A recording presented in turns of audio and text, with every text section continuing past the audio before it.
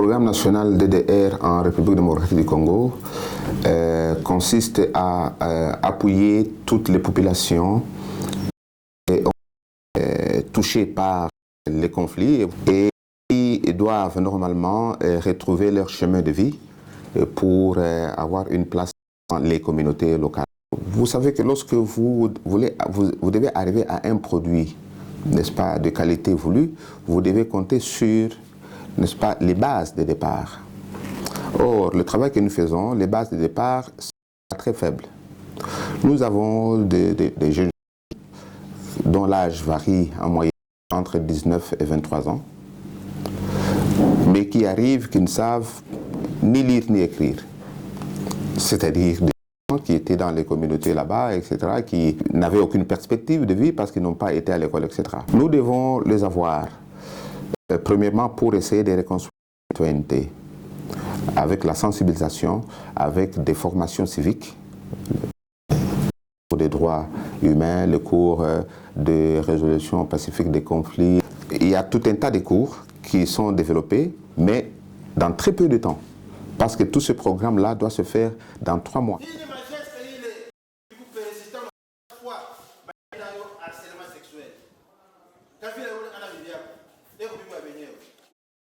Et ensuite, suivant les filières qui sont choisies, parce que, et c'est là justement l'aspect professionnel, ils doivent suivre des formations pour les rendre capables de pouvoir exercer un métier dans les communautés et de produire des revenus. Et pour cela, il y a des partenaires comme la FAO pour tout ce qui concerne le secteur agricole, l'INPP pour tout ce qui concerne les métiers, et Caritas pour tout ce qui concerne les activités diverses qui permettent de générer les revenus.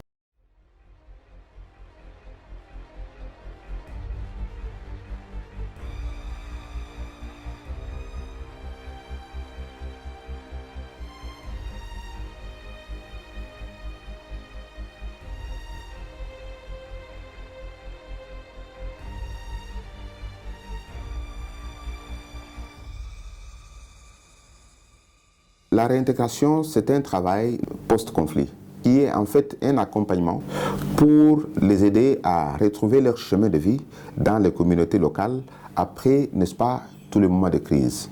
Ici, nous parlons des ex-combattants, mais en fait, la réintégration socio-économique ne concerne pas seulement les ex-combattants. Elle concerne aussi, par exemple, les populations déplacées, les retournés de guerre et les autres catégories sociales qui sont en difficulté de vie. Normalement, toutes ces catégories doivent avoir un programme de réintégration pour les aider à retrouver leur place dans les communautés locales. La réinsertion, c'est un ensemble d'appuis de courte durée pour permettre à la personne qui sort de la brousse, qui sort, n'est-ce pas, des milieux difficiles, qui sort des situations de conflit, de pouvoir se stabiliser, avoir, n'est-ce pas, une activité de courte durée, avant qu'ils ne puissent se choisir, se frayer un chemin de long terme qui va permettre maintenant d'évoluer définitivement avec une activité durable, une activité continue pour laquelle il aura acquis une capacité, une compétence. Et donc la réinsertion, c'est une activité de courte durée et la réintégration, c'est justement pour le reste de la vie de l'individu, c'est le long terme. Walinipokelesha hii kitu na pour le moment biko na nisaidia njo kunifundisha tena de nouveau.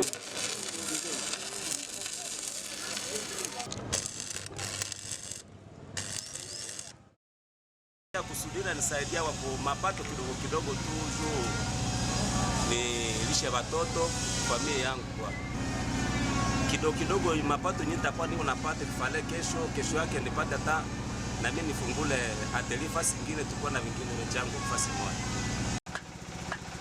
Vraiment kazi ya menuiserie itanisaidia sana na iko nisaidia kwa masoko kwa kidogo kidogo.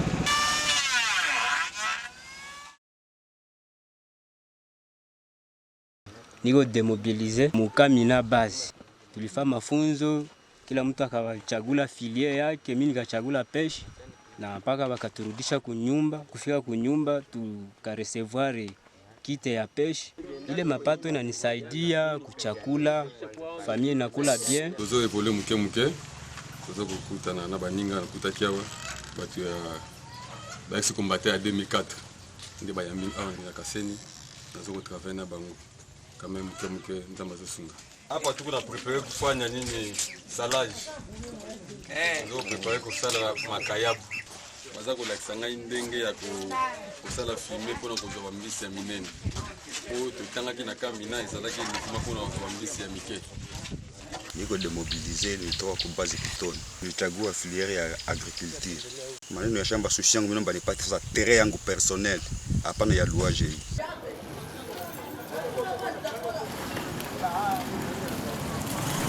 Je suis un ex-combattant.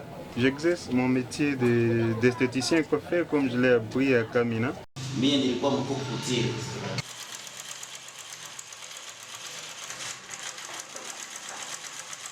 Ona kusema siwezi kubakia ndani ya kazi moja, nilitafutia mchumba wangu vile kazi yenye anaweza kuwa kufaa humu muatelier, nilimfungulia restaurant. Sikia ni baluga yetu ya huko. Bon appétit. Merci. Yeye alikuja kujipresenter kwetu, anasema alifanya nini formation sa vile demo.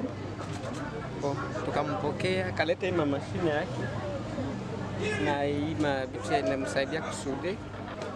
No, hana probleme, ni mwanafunzi, tunamkamata ni mwanafunzi tu.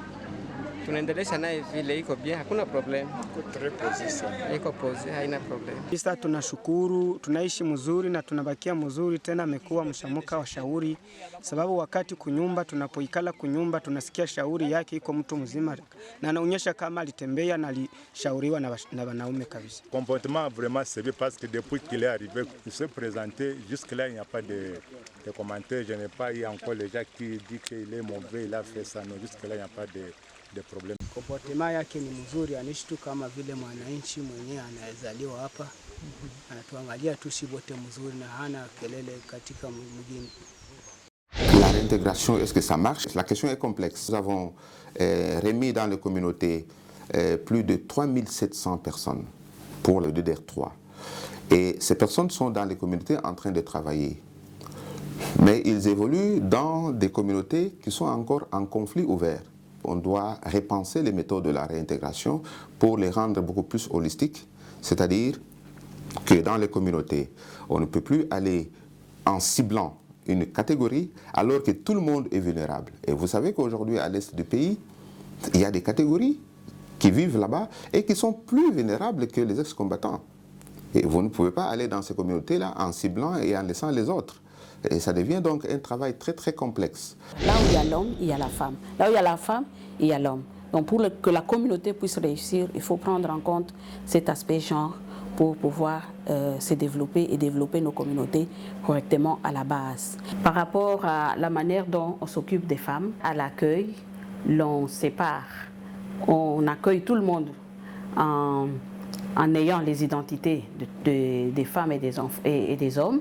Mais directement, l'on demande à la femme si elle a des enfants. Est-ce qu'elle a des dépendants avec elle?